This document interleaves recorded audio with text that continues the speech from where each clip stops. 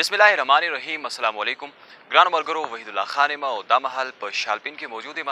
پرون په خوازخیله کې د کرونا وایرس اولنی کم کیس چې دی هغه پوزیټیو ریپورټ شوی. آینه بعد نن په شالپین کې هم دغه شانتې کیس چې دی هغه پوزیټیو ریپورټ شوی دی.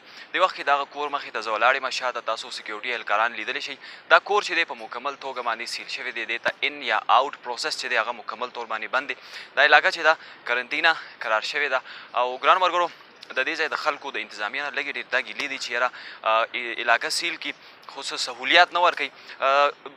نورو علاقو کې منګورې کې مونږ خبره وکړو دغه شانتې هلته کې علاقې کمې محلې چې کرنټینه شوي دي بیا یې ته د راشن یا د تګ راتګ سلا روا پاتې نه دننه ماشومان جاړي د خوراک ساک سامان ختم شي.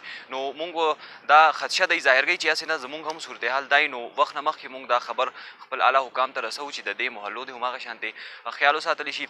د دې وینا دا هم ده چې هسپتال کې زمونږ کوم مریض چې دی په سیدو هسپتال کې د وخت چې اډمټ دی د هغه سره رویه چې ده هغه هم د انتظامیه هلته د ډاکټرانو د عملې چې د هغه صحیح نه ده او هېڅ قسم سهولیت هغوی ته میسر نه دي.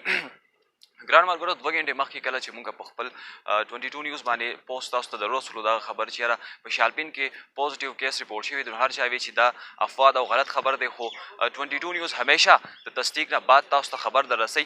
دې وخت کې زه دغه کور مخې ته ولاړ یم. د ډاکټرانو ټیم هم راغلی او ټي ام ای هم راغلی وه او کم ضروري اهلکاران چې وو هغوی ټول دلته راغلي دي. او دغه کیس چې دی په شالپین کې باقاعده د محکمه صحت د طرف نه دغه پوزیټیو ګرځېدلی دی. ټول خپل خیال وساتئ او په خپل کورونو کې اوسئ تر کومه پورې چې دا وبا نه ده ختمه. الله پاک دې د دې وبا نه زموږ حفاظت وکړي.